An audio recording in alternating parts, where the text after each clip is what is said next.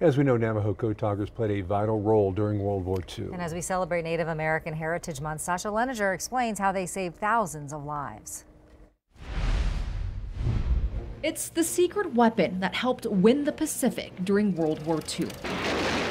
It wasn't a gun or a missile. Instead, it's a group of men known as the Navajo Code Talkers. One day, this cousin of mine with whom I grew up came home wearing this beautiful blue uniform.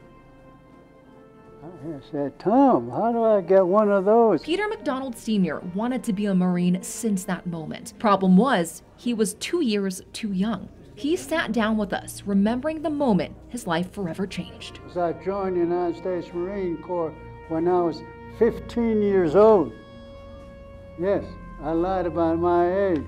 He enlisted, and little did he know, he and the Navajo people would be asked to play one of the most pivotal roles during the war. Every minute, 24 hours a day, Navajo code was going through the air. In 1942, the U.S. learned the Japanese were intercepting their English messages, giving them an advantage. The U.S. then needed a different way to communicate.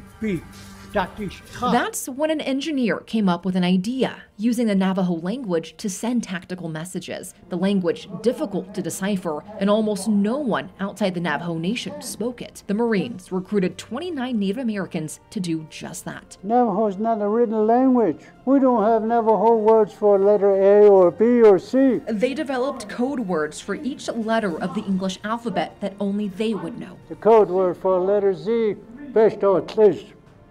Beshto-Tlish in Navajo means zinc. Their code much quicker than the traditional method, saving crucial time during the war. It was eventually taught to more than roughly 400 other Navajo Marines, including McDonald Sr. and Thomas H. Begay, the two Navajo code talkers still living. McDonald is 97 years old. Begay turned 101 earlier this year. We sent close to 800 messages without a mistake in Navajo language, Navajo code.